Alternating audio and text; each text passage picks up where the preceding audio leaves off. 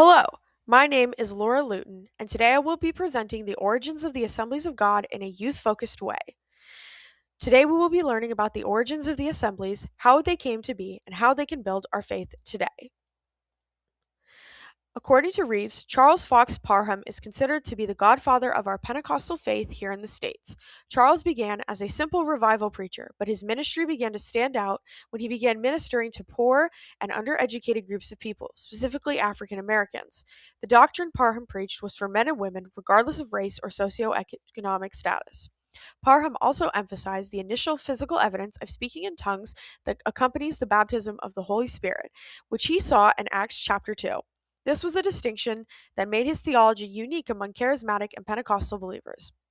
Parham would go on to teach and disciple William J. Seymour, who began to learn under him at the Bethel Bible School. He also began to preach revival to the people there, as well as Parham's doctrine of baptism in the Holy Spirit with the initial physical evidence of speaking in tongues.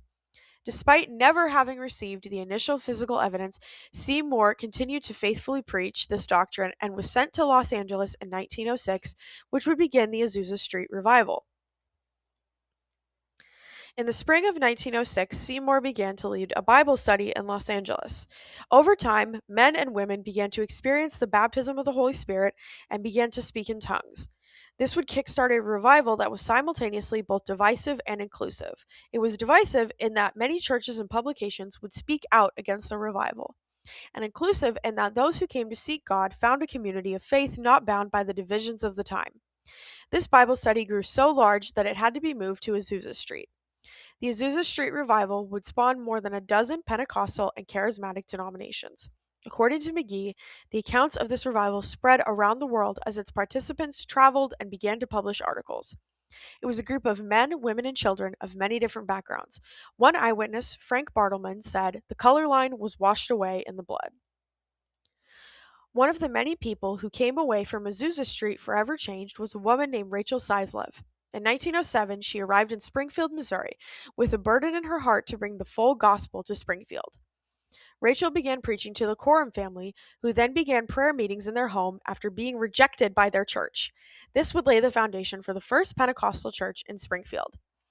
6 years later, in 1913, Rachel would receive a vision of a sparkling fountain bubbling up in Springfield.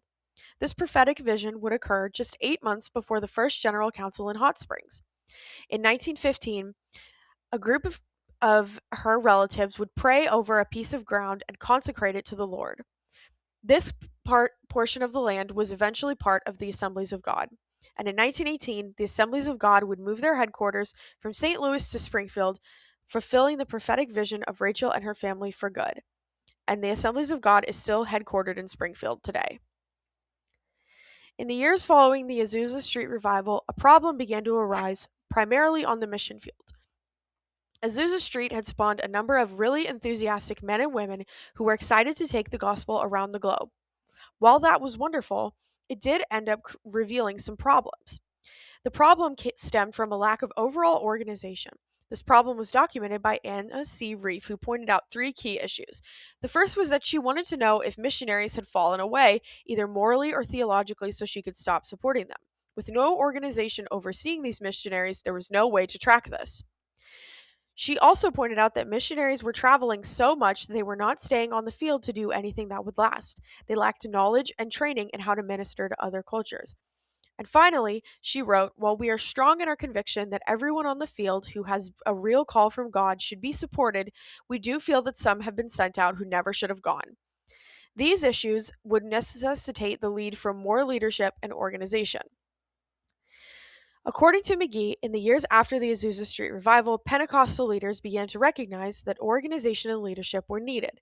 In April of 1914, 300 people traveled to Hot Springs, Arkansas to hold the first General Council of the Assemblies of God. They wanted to pray and discern how to better work together and spent 4 days in prayer and worship, and an entire day witnessing to the city of Hot Springs. 3 men prayed and sought the Lord for the name of this new denomination and would call it the Assemblies of God. The first 12-member executive presbytery was established to conduct business.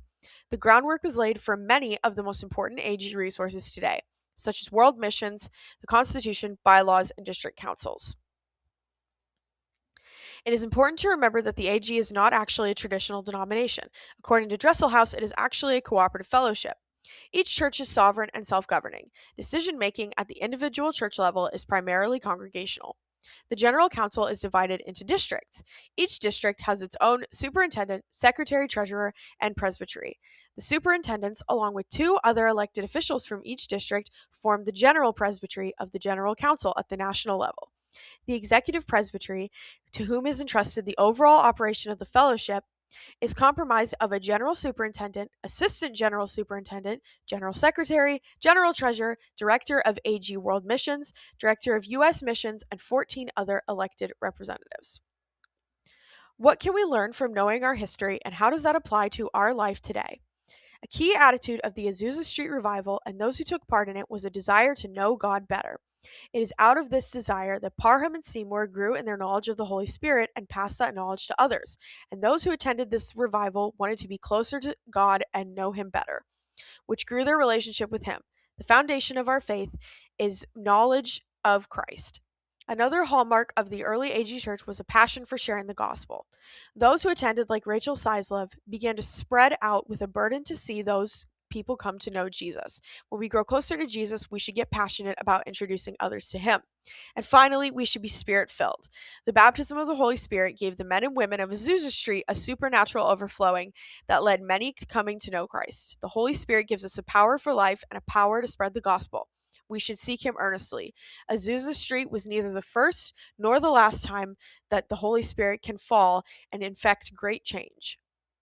Thank you for watching. I hope that knowing our history builds our faith and encourages you to take the gospel to all that need to hear.